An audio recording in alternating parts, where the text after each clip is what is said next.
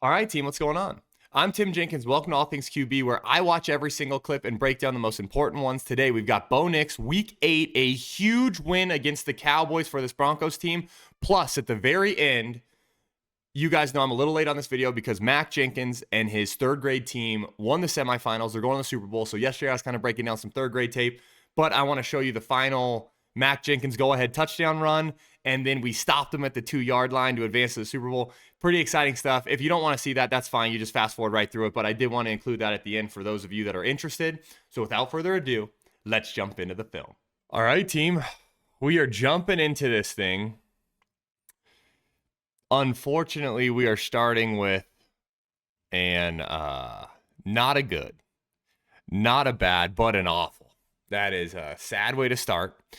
But as you Broncos fans know, this gets substantially better. But this we have just the simple, we've got a slant flat concept. So you've got the slant here, you've got the flat here, and our quarterback decides to throw what appears to be a no-look pass, where his eyes are out here, and he's going to throw the wide open slant. We're going to throw it no look. We're going to throw it way behind our guy and right to the defender. And I got to be honest, that's just one of the more egregious decisions I think I've ever seen a Broncos quarterback make since I started doing this. Yeah, I love it, trying to be swaggy or whatever. Yeah, that's just really bad.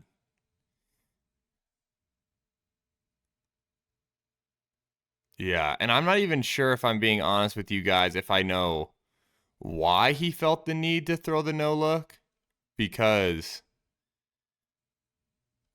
we've got the defender already running to the flat. Like there's no one really to hold with this no look. Like there's no point of it. It's not like we're trying to move a guy in a zone. He's already moved. We just need to throw the slant. I don't have a lot other than it's going to get substantially better. Because if it would have gotten worse from there, that would have been a sad, sad, sad thing. This one's a great little play design, great decision, great football. Okay, we just have good old-fashioned mesh. Okay, we've got our shallow runners here, right? So we got our mesh runners here. And then we've got our little deep hank, but we kind of keep rolling on it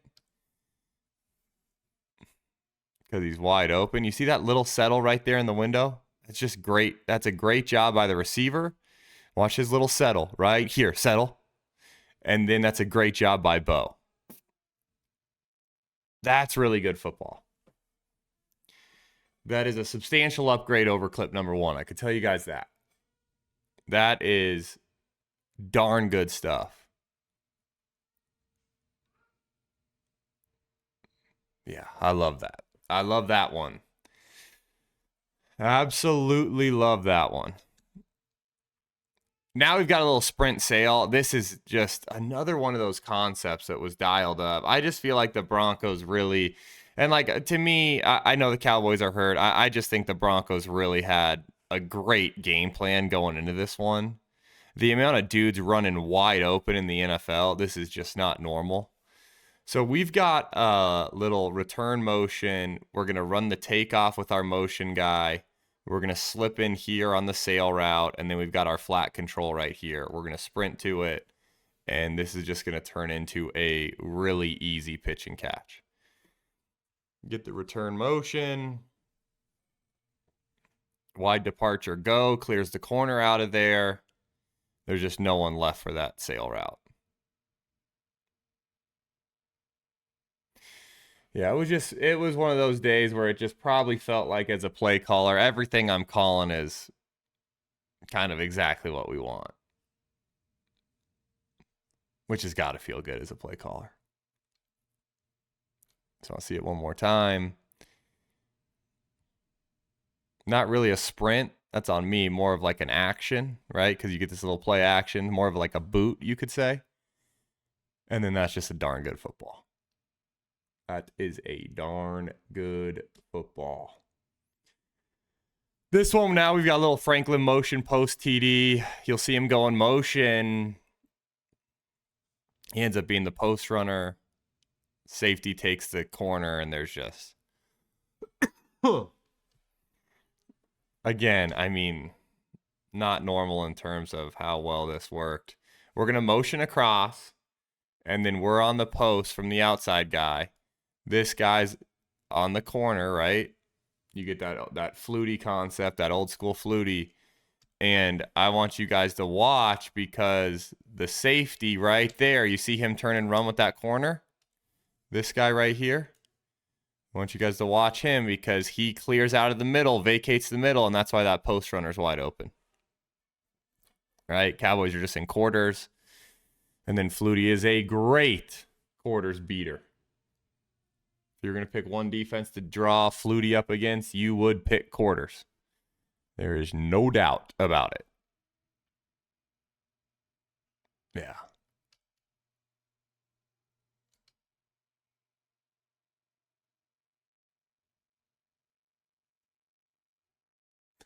It's a great throw, too, from a pocket, from a little bit of a messy pocket, but we don't really get too bad of a phantom climb here. That's a really good job anchoring. We are seeing steady progress in that part of Bo Nix's game, which I think is kind of the most exciting thing right now for the Broncos, is that we're seeing that steady progress in the pocket management game. So this one,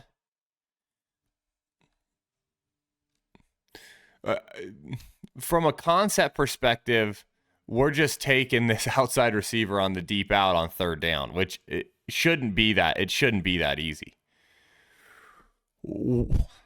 From the clip perspective, to me, let's get it to the tight and then we can talk through it, because I've got it marked as a bad, and it's not necessarily just a bad only on Bo Nix, but it's a bad when you factor in on the previous clip, which we're not going to talk through, but the previous clip is the one where he scrambles around and he's got Sutton on the sideline and he misses Sutton a little bit. And then this one, it's like, it's twofold. If we throw a better ball, right, one that's not so high, it's a substantially easier catch. With that being said, they pay the receivers for the tough catches. So it's like, is this strictly bad on Bo Nix? No, we should probably have caught that football and finished it. With that being said, the bad is that, like, hey, on second and long, third and long, we kind of somewhat missed both to a degree, to where now we're punting, right? Like, that's the bad. And to me, it's just a general cleanup. Hey, let's clean this up, considering the fact that we basically went 0 for 2 on second down and third down with guys open. With that being said, when you say let's clean it up, we're also kind of saying that to the receivers. Hey, boys, let's clean that up too, because we got to make not even the tough catches. We just got to make,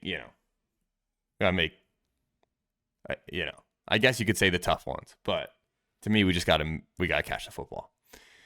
Okay, we got Pat Bryant here on a touchdown. We get the offsides penalty, end up throwing the vertical. I mean, if you're looking at, hey, what are the Broncos running here? They're, they've got smash to one side.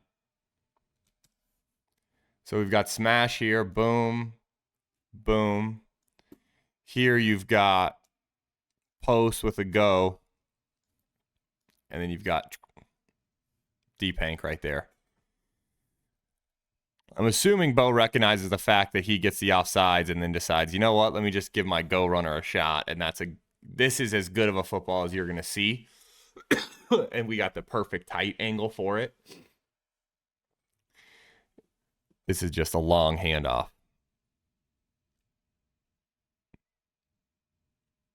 Watch it once full speed and then we'll slow-mo it. But that is, you cannot throw a go ball better.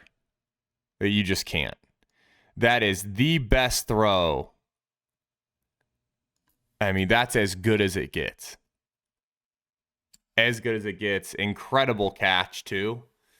That is fun football to watch. Fun football to break down. This one I've got a no grade. I just want to talk through the OPI call. I completely disagree with this call because, and we'll just watch it. I want you guys to watch right in here because this is where the OPI gets called. And so what I think happens a lot, and this is something that we got to talk through so you guys understand. What happens a lot is that there's a lot of time where the refs will see a wide open receiver and then look back and see this, and then they'll throw the OPI. So they see, okay, wide open receiver. Let me look back to see what happened to his cover guy. Oh, he ran into a guy. Must have been OPI. Must have been on purpose. This one to me is a bad call because, look, you can see Troutman. He's trying to release vertical. His guy has hands on him. Then he goes to turn. It's like, granted, is he running a rub route right here? Yes, he is. The point of this play is to pick this guy. With that being said, I think Troutman's holding his ground, getting ready to run a spot route, a stick route. And, like, I don't know what else he's supposed to do. So I disagree with this call, but I do understand the mechanics, I think, of how you get there, which is step one, wide open receiver. I look back. Step two, it looks like this guy hit this guy. Okay, I'm going to throw it. I disagree with it. I disagree with it. I think it's a great play call. I think it's actually pretty darn good execution. They throw the flag. So the next snap, though, we still have a chance at it. This is what blows my mind. We still got a look. We still have a look right here. And I mean, that's one of them that you got to say 14 just flat out drops.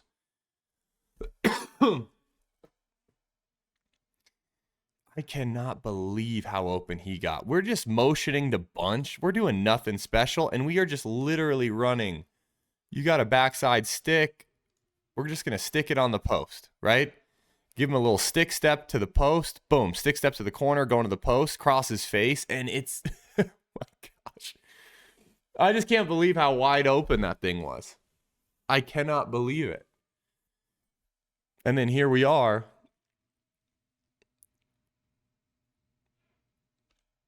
I mean, that's got to be that's probably Sutton's worst drop this season. He knows it too. Again, you guys look at Bo in the pocket here. This is exactly what you want to see. That's the growth from early in the season when we were talking about those phantom climbs or those climbing for no reason. Man. Okay, but we're going to bounce back. We're going to get Sutton on a go ball here. He's at the bottom of your screen. Lined up right on that, right below that 0, bottom of your screen. We're just going to hit him on a go ball. Man, that is awesome.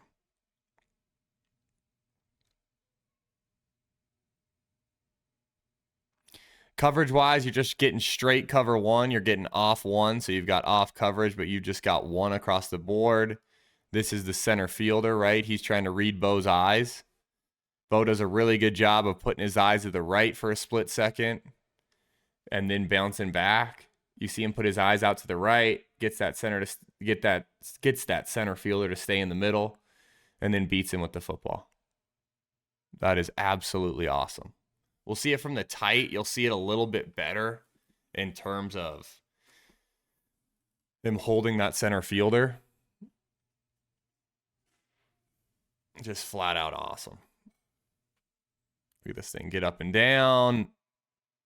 Yeah, that's just incredible.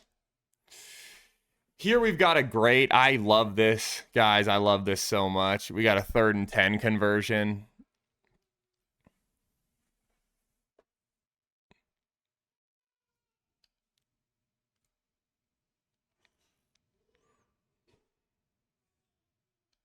It couldn't be more simple. It's that same concept. You've got the smash concept with the post and the go, and then you've got the deep hank, and Bo just I want you guys to see the tight. But Bo just beats him with the football on the deep hank, converts 3rd and 10 down the red zone. It's a great job. Look at him stand in there. No unnecessary climb. pocket collapsing, stands in there, bang. This is Franklin's second touchdown, guys. Incredible route. A lot of times, you're getting this, what we would call like a back baseline type route. He works inside, starts to roll it on the back baseline, breaks out. I want you guys to watch the corner because, this is a really hard cover, but that's just, look at that, guys. Look at this. Starts to roll it. Never mind. That is so darn good.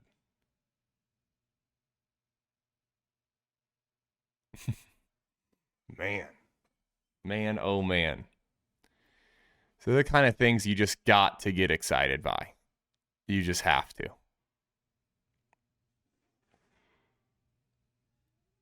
Man, I love it. Last one I've got for you guys is we're going to motion running back to quads. So I love this look. I want to talk you guys through it. We'll let it run. But so what you do is you motion your back in, right? So you make them think you're using your back out there for a man zone read. But what you do is you put your H opposite of the trips. Everybody runs in, and then he releases, essentially becoming a fourth receiver to this side, but they don't have him accounted for to that side because you have him on the other side. So you can see 50 right here. He's trying to run all the way across the formation, and that's just going to be an impossible cover. It's a flat out impossible cover. Just a great job. Just a flat out great job from the Broncos.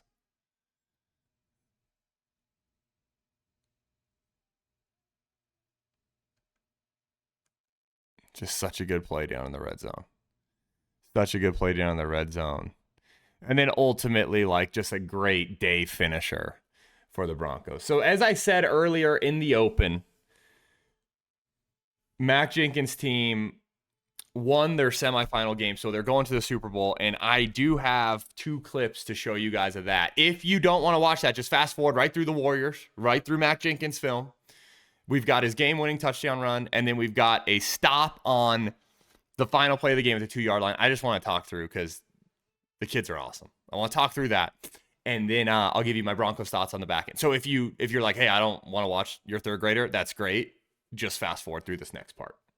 Okay, team. So the first one I've got for you guys is Max TD run.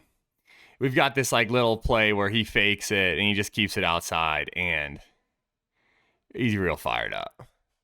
So that puts us up 40-35. It was a heck of a game, heck of a shootout. Puts us up 40-35. I got to be really honest with you guys. When we watch it from the tight, I just, proud dad moment, The kid thinks he's in the NFL already, right? Like every little kid does. But you can see him big, loves Jesus guy, So pretty proud dad moment there.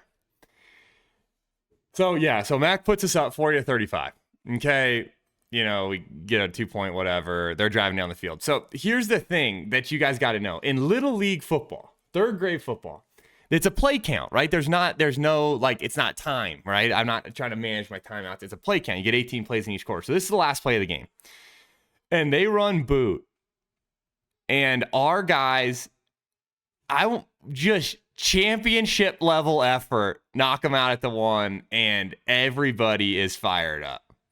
Okay, I got to show you guys from the tight, but I want you guys to watch my buddy right here, Jet Wilson. We got Torrin, we got Bowen. I want you guys to watch this championship level effort from these kids, running this guy down at the 2-yard line, and just look at this. We got pandemonium, right? This is my buddy JJ Simmons just picking kids up, having a blast. The boys are fired up. It was pretty darn cool. It was pretty darn exciting for the kids. So they're going to the Super Bowl. The Warriors are going to the Super Bowl. With that being said, I think a big question people are asking is, hey, Tim, that's great. Warriors are going to third grade Super Bowl. But could the Broncos go to the Super Bowl? And I'm going to tell you right now, the answer is flat out yes, if they play like that. If they scheme it up like that and they play like that, yeah, the Broncos are a Super Bowl contender. Um, where do I see Bo Nix? I see a ton of progress in the pocket, like we talked about us needing to see. I saw a ton of progress in just good, accurate footballs. I'm fired up for this Broncos team. I think they got a real chance to make a run. You comment, let me know what you think. And until next time, peace.